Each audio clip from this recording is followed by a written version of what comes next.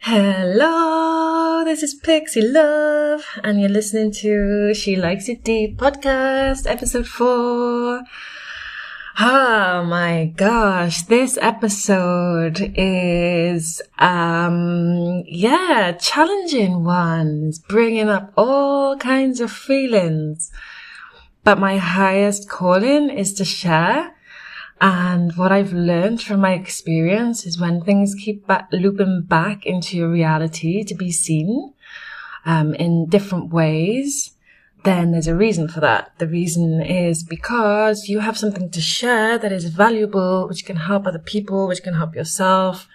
Often the most healing thing that we can do is to talk about our experiences and to be in a place where we can talk about our experiences in a way that helps us to elevate and to expand beyond perhaps previous traumas or blocks or energies that we've had inside of us from our learned experiences. So, this episode is all about becoming the safe space that you never felt that you had in your external reality, and really learning that to find that safe space is within.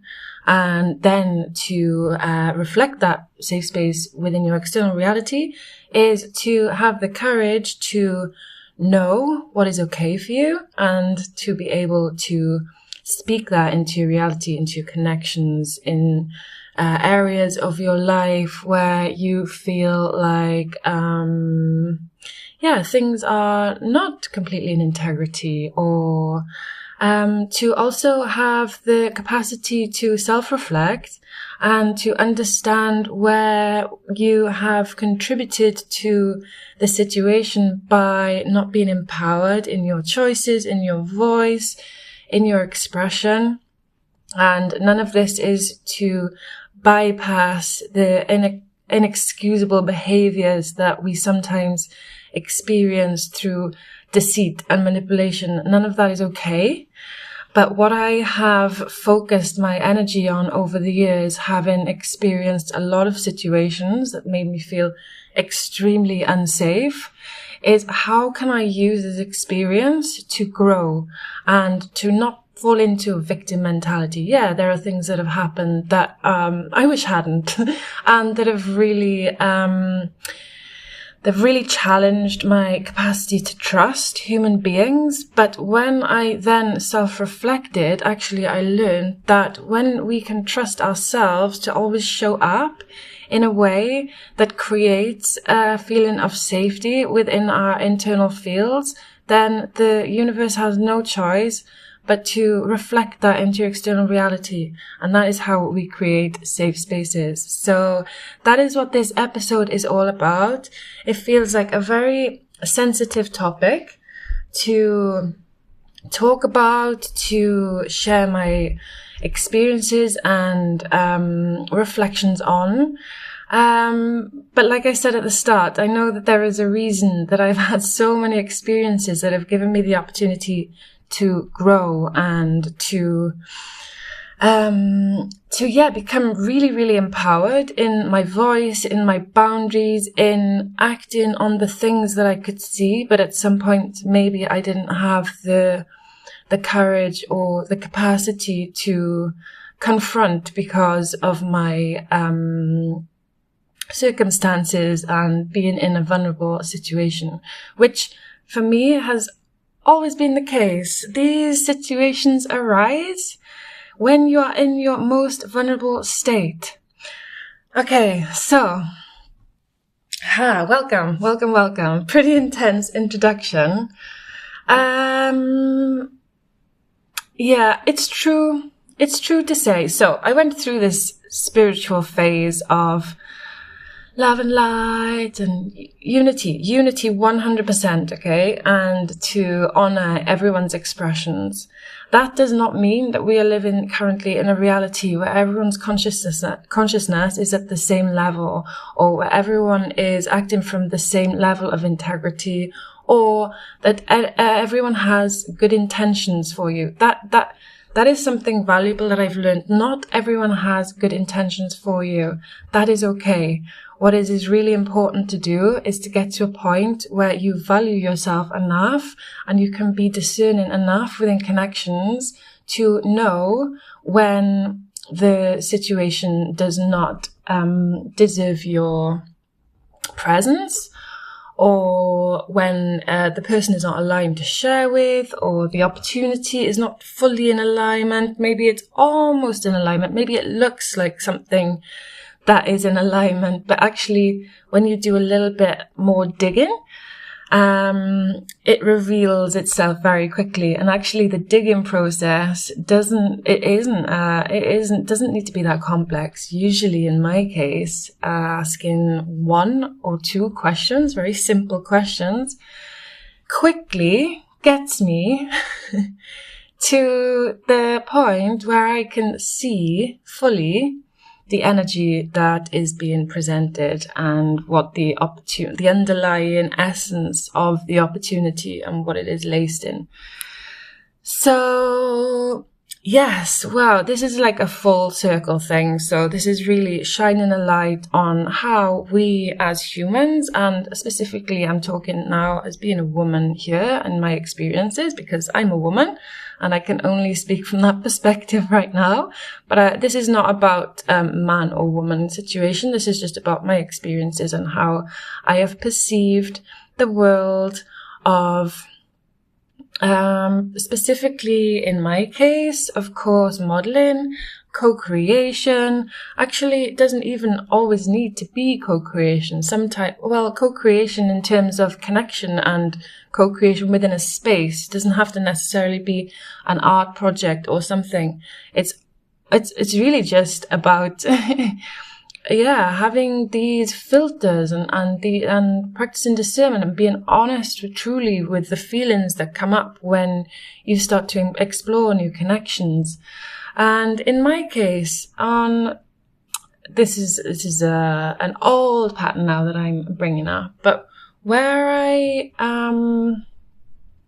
perhaps didn't want to ask the questions because I didn't want to know the answers. And in that moment, there was something driving my behavior, maybe loneliness, maybe a need for intimacy, maybe something else, an attachment to something else that was driving my choices into thinking that the option was a good option.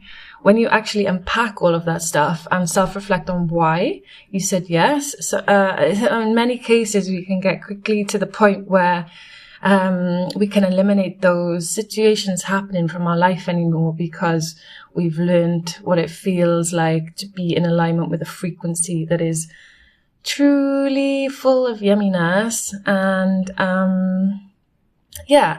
at the same time, there are shadow reflections that can teach us a lot, and being on this journey of growth and expansion isn't always about focusing on the light and the happy. It's also about being really honest with how our shadows are feeding into our realities and how we are co-creating that for ourselves. So I want to talk about my work. Oh, wow, 10:10 on the clock. That's 10:10 is so significant. Back to the point. Maybe not everyone's into numerology, but I'm really into numerology and little signs of confirmation from the universe I find really helpful, especially when sharing something as deep and sensitive as this topic. So yes, my work as a model. So I've been modeling for a really long time, since I was 16, and for sure over the years my expression has shifted in a way that is far more open, far more sensual, as I've unpacked the layers of conditioning of myself and really removed all of that and come back to my true essence, my true expression. I've become far more sensual and open to exposing myself in that way, in a way that feels natural to me, but also really at one point threw me totally out of my comfort zone. Now it doesn't throw me out of my comfort zone. Now it's just a natural expression, embodied expression. But yeah, working as a model and actually just generally like creating safe spaces for ourselves in which to be and share is something that takes practice and a lot of courage to really own how we're showing up and how we're making choices and from what space that is. So I'm going to talk briefly about some of my experiences as a model here on the island. Generally speaking, there feels like there's this underlying, what's the word? Expectation, or I don't know if it's it's expectation. Expectation that within a container, for example, where there is, where I have, opened myself up fully to express myself in my art form, which, as many of you probably know already, is in erotic modeling. It's something that I feel really connected to, really passionate about, something that I love to share. There's this part of me that loves to operate within, within multiple worlds. Like the paradox of expression for me feels really whole and really complete. I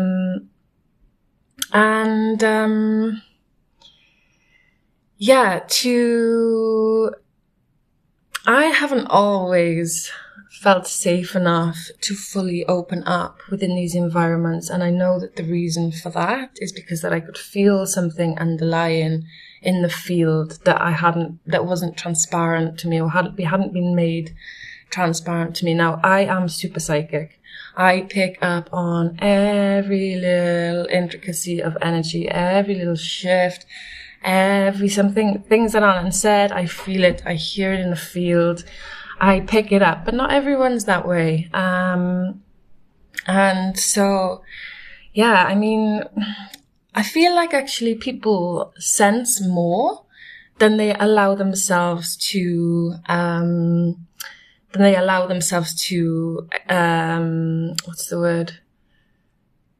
to accept.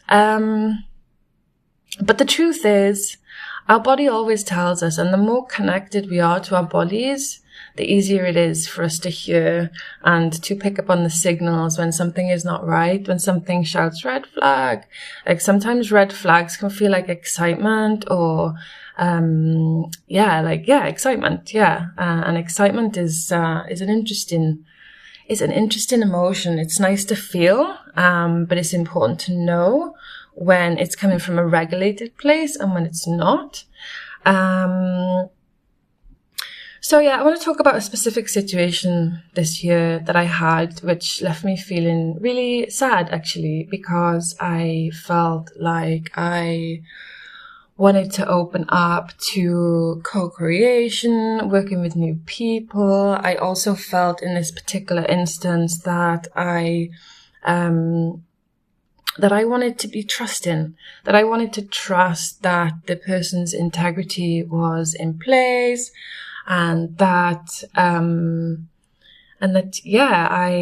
really walked into a situation as a model, and as a model who, I have a lot of fuego, and sometimes I have been known to find myself in situations where it has perhaps gone on for like 2 minutes too long, and that 2 minutes too long was enough to make me feel ashamed that I hadn't stopped it sooner. But on reflection, I also know that even though I didn't have the courage to stand in my voice in those moments, that it doesn't excuse the behavior that happened. And I think it's really important to reflect on that, because as somebody who's experienced a lot of things, I also have the power and the courage through experience and through working with my energy system, with my voice, with being seen, and really being triggered to the point where I was like,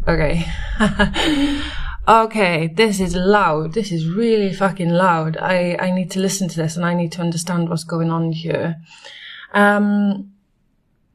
Yeah, so long story short, I accepted the opportunity to work with a new photographer on a project. He had reached out to me at the beginning of the season, and then I just kind of forgot about it, and then it came back around at the end of the season, and I went into it with full trust as a model who feels very passionate about her art expression.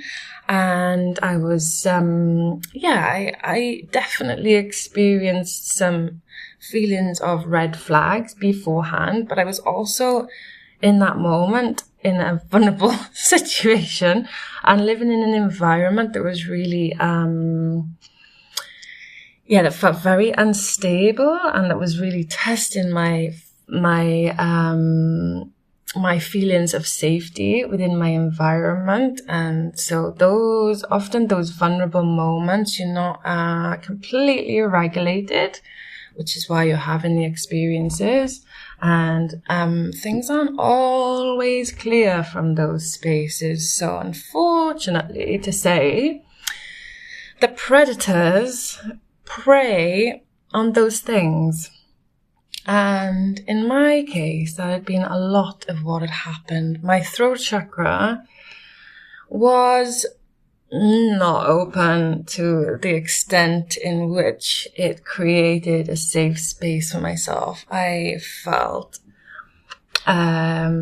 extremely afraid of speaking up, of making it known that I could see what I could see, because I was in a living situation that was unstable. My future was unknown. I was grateful to have a roof over my head, all of these things that put us in vulnerable positions. And then when we receive support and help from outside, unfortunately in my case, it hasn't always been the case that support has been exactly what I've needed in terms of my inner child or nourishment. However, on the flip side, it was what I needed to get to a point where I'm like, wait, this is not okay. I can see what's going on here, and this needs to stop. So I went into this modeling situation, and we got to, I would say as a model, if you're going to work with somebody new, to practice discernment, to ask some simple questions, which I can really support you with. Like, basically, it doesn't need to be anything more than, what is your intention for working with me?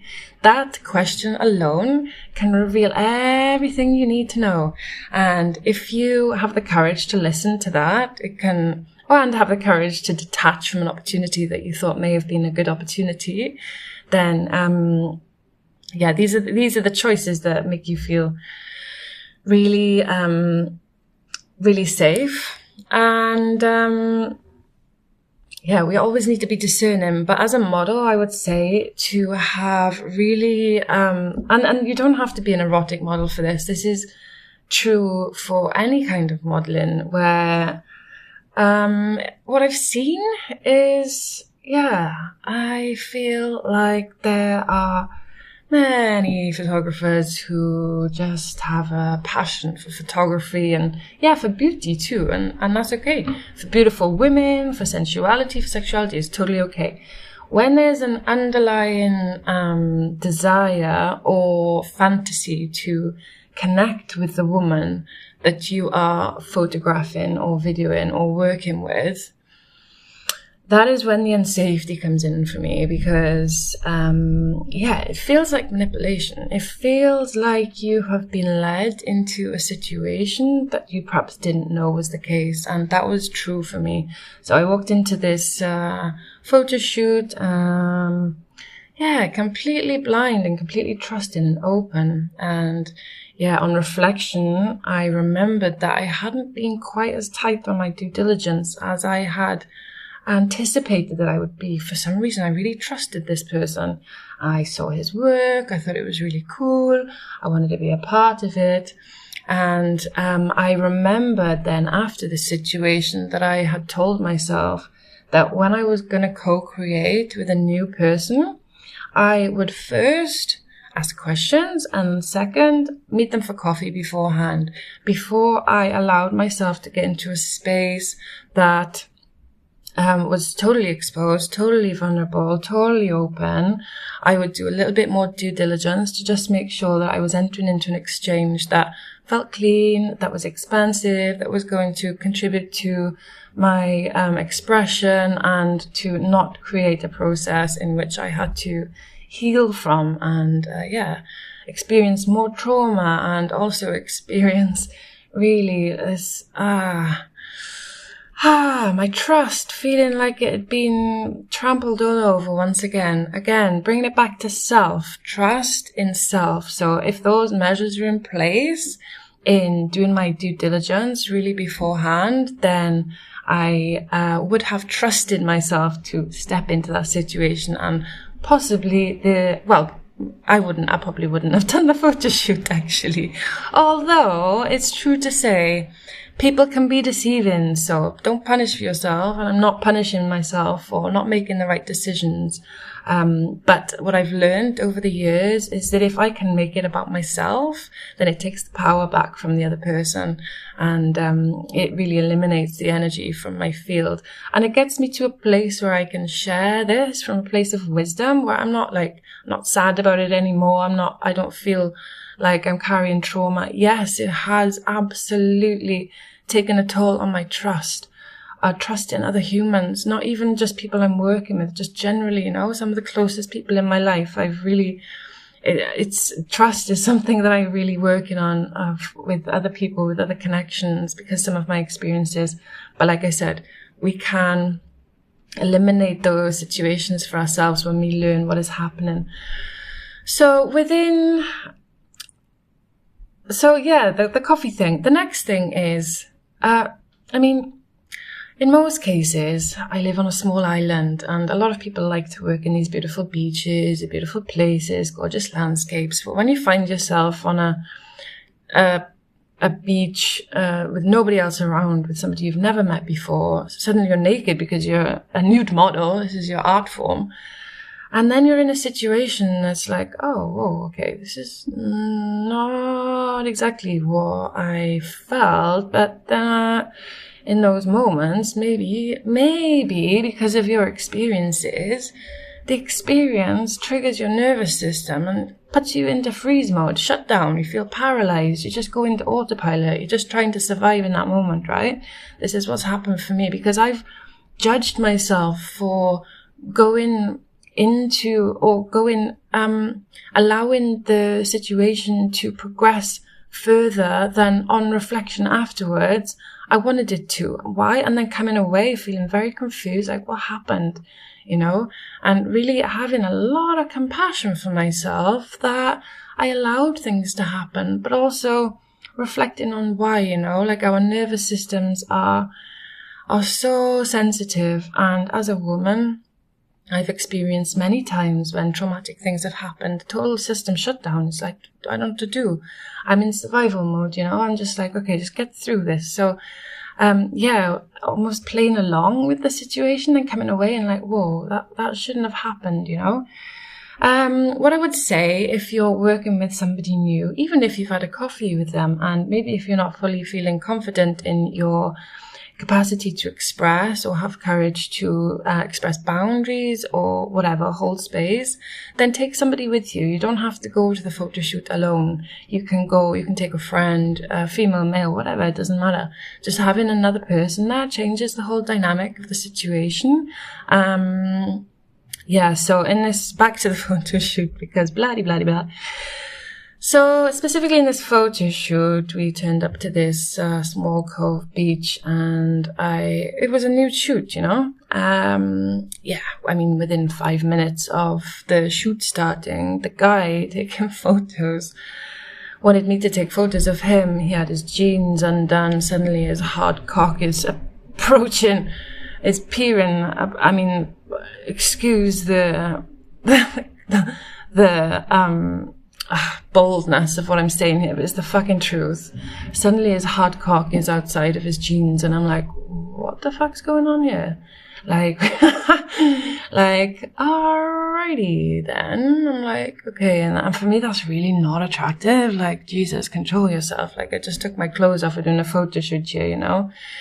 To be able to fully express yourself as a woman and to understand, yeah, okay, it's a turn on for me, and it's a turn on probably for the other person. But that doesn't mean that it's an invitation for the other person to get involved, or that you're expressing yourself in that way, in a flirtatious way. In my case, it's not. Really, my self-pleasure rituals are totally me. Yeah, okay, I love connecting with people. But in these instances, when I'm opening up my expression in a way that is so vulnerable, it's really not to connect to the other person. It's really to capture my essence on the camera. And what I've observed in myself in photos is that when I don't feel fully relaxed, I can see it in my face.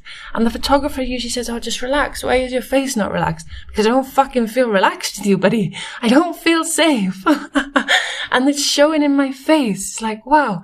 You know, like when I do my photo shoots on my own, like, it's a whole totally different story. And yet with some photographers, I can relax for sure. There's a different dynamic. But in this instance, one of the comments was, I mean, there were a lot of compliments. Oh, you're the best photographer. Oh, you're the best model I've ever worked with. You know, the natural. This is something I've heard so many times now.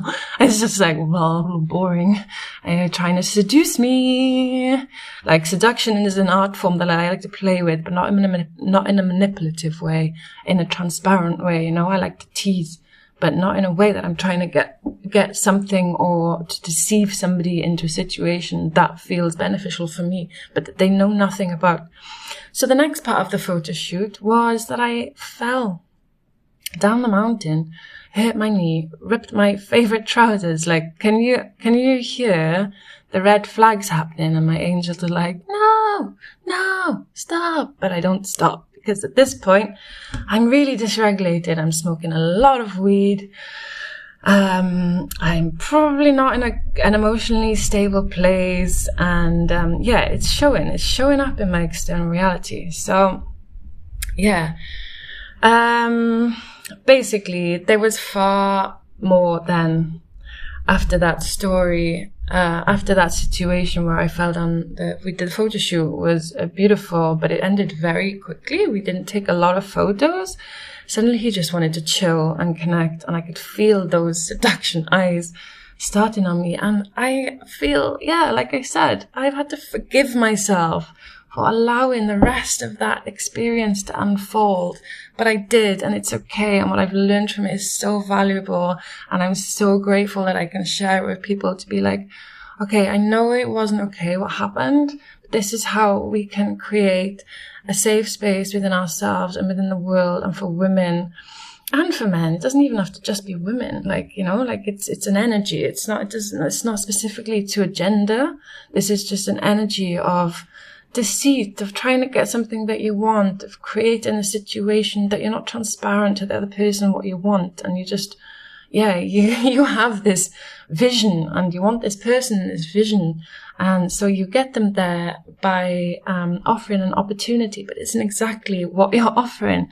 They get something different because your fantasy is different. This is dangerous. This is a dangerous place to play, and it's really, really not in integrity. So if you're listening to this and that's you, then I guess this is your trigger to self-reflect on your own shadow, and just to really step into integrity and understand that what goes around comes around. And if you found yourself in situations that you are not proud of, actually, have the courage to forgive yourself and to understand why. So for me personally, I had a very blocked throat tracker for a lot of my life.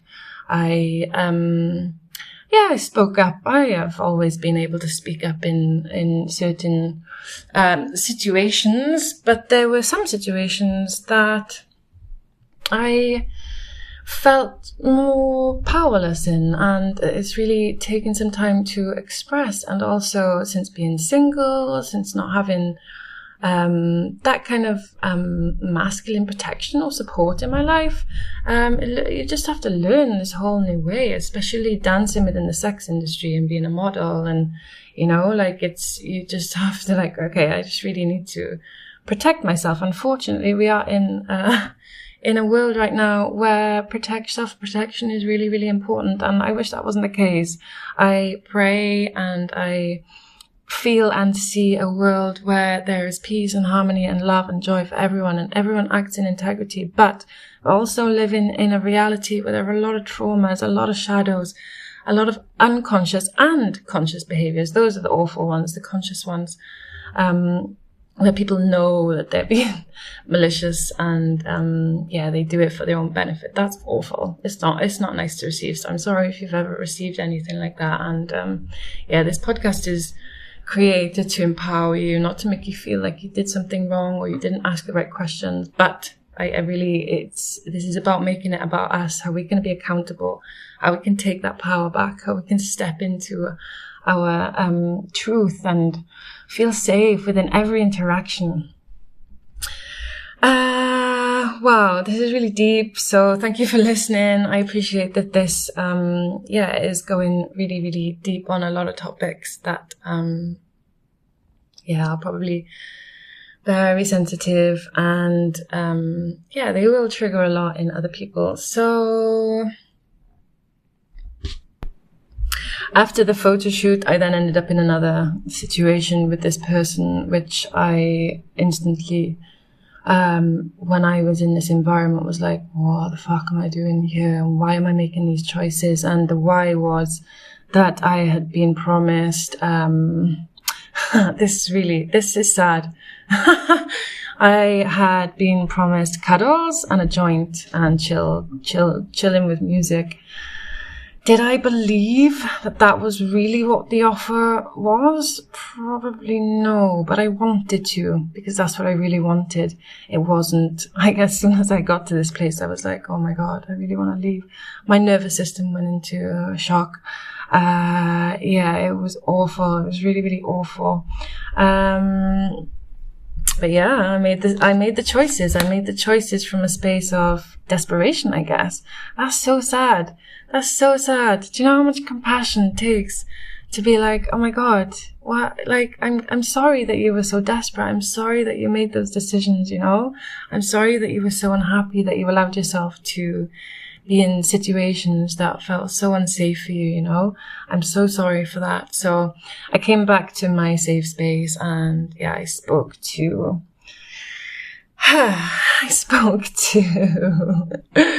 my neighbor, who I felt like was my friend at the time. And he said to me the words, well, working within that industry, you know, doing photo shoots naked, you can expect those kind of things to happen to you. I was like, what? Oh my God. It was the most beautiful gift that I'd ever been given. This eye-opener that I was living in an environment with predators, and that was reflecting into my external reality. And why was I living in an environment with predators? Why was I being treated like prey? Because I was seeing things happening in my field and I didn't have the courage to speak up. And it takes a lot of, it does take a lot of courage to speak up against predators when you've been treated like prey. But if you don't, you'll continue to be treated like prey. And the only person that can get you out of the situation is yourself. When you confront the monster and like, hey, I can fucking see you, you know. I can see what's going on here and it's not okay. It needs to stop. Then it begins to stop. Yeah, okay. It creates a situation that triggers some energy in the field, because what they wanted to have power over you, now they don't have power over you anymore. And that is their core mission, to have power over you. So when you take that back from them, it really ruffles the feathers. And it's, in my experience, been quite an uncomfortable process to get to that. But as soon as I express my truth, I feel this, oh my gosh, embodied sense of empowerment. Like, oh, thank you. Thank you for showing up for me. Thank you for showing up for little me that didn't feel like they had a voice. I want to talk quickly about the voice thing. I felt a long time from a child blocked. I really see the benefit of tapping into the body, into the memory of the nervous system, into where the feeling was first experienced. And when I was a child, my auntie used to say, children should be seen and not heard. So feeling that sense of silence of voice is something that was programmed into me from a young age. It didn't stop me always expressing, but in some cases it did, depending on my energy. And when I was in my teens, I developed awful tonsillitis, which now that I, as a healer, can see so much, I years ago healed that situation for myself. At the time, I was getting so much tonsillitis. Now I connect it with I wasn't expressing, or I wasn't being heard in those moments. But it pushed me into, at the time, like the family that I come from, Western medicine is really present and something that was really respected, actually, and as a default. So I had a lot of Western medicine, antibiotics, and I was really, really, really, really unwell for a few weeks, and I lost a lot of weight. I developed eating disorders from the imbalance, and those things continued throughout my life. And really only in the last years where I connected I had septic tonsils, and I was like a high fever, like, my God, really against Western medicine. I reached out to a friend who was a doctor, who's now who works holistically. She's not a doctor anymore. And she was like, just hold on, don't take. I was like, I need to take something, She's like, no, don't take anything. Just hang on, just give more love, just believe. And I gave myself so much love. I was doing a lot of self-love rituals, meditating, a lot of stillness, like bathing my tonsils, really looking after myself with essential oils. I'd been really unwell for a week. And in that time, I had a connection in my life that was extremely toxic. It was really only, we'd been on one date, but already this guy was telling me that I couldn't tell anyone that we were dating. It was really silencing. And within 1 week of just connecting with him for the first time, developed these septic tonsils. Oh, it was awful, like when your tonsils are bright red with pus everywhere. So my friend helped me to get through this. I reached out to her. Within 24 hours of being unwell for a week, my tonsils were completely clear. Like, I gave myself a lot of love, and there was a lot of intention to heal. And I really believed that I could heal beyond the system of Western medicine, and I did. And I feel like that was really the start of my healing journey for opening my throat chakra. But it's been a long journey for me. And from that point on, I started to sing more. I loved to sing as a child. I sang in a choir. I'm sharing these things because it really helps to reconnect to experiences when you were a child, to release the energy from your body. I was in a choir as a child. My grandma, bless her, now she'd passed. She always used to say to me when I come off, we used to do competitions, in Wales, and she always used to say to me when I'd come off the stage, open your mouth more. My God, it made me so aware and self-conscious of my expression when I was singing. So there's several things that can contribute to the things that have blocked you over the years. But after that episode where I healed my tonsils through belief, through self-love, through just believing that it would happen without any medicine, without masking over anything, actually getting to the root of it and really healing the root, I started to sing more. I started to express my voice more. And over the years, I've been singing more and more and more and more. And gradually you start to take your power back. You start to feel more clear in your voice, in the way that you can express, and in showing up for yourself. So there are ways that we can work through our traumas and blocks to create that safety within ourselves, but it's really not by turning a blind eye. It's by facing everything head on and becoming really honest with ourselves about what's happening in our lives, why, how we're contributing to it, how we can become empowered in our expression, and how we can also support each other through these things. And like I said at the beginning, none of this is to excuse any behaviors that are really not good and are not with best intentions, but we can do everything we can to create safety within ourselves, within our internal fields, within our external lives, to feel safe. So I really appreciate you listening to this. I know that it is super deep, and I know that it'll also, for me, is one healing to share this stuff, because what I can see is that when you can share it from a space that is expansive, then it really helps the collective to move through without so much of the judgment, and the pointing fingers and all of that stuff. So yes, really appreciate you being here, and I am super happy to share this stuff, and would love to hear your reflections, or if there are any areas that you feel that you could do with some extra support with, then please feel free to reach out in the comments, or any other way that you're connected with me through socials. And thank you for listening. I'll catch up with you soon, and I'm sending you so much love.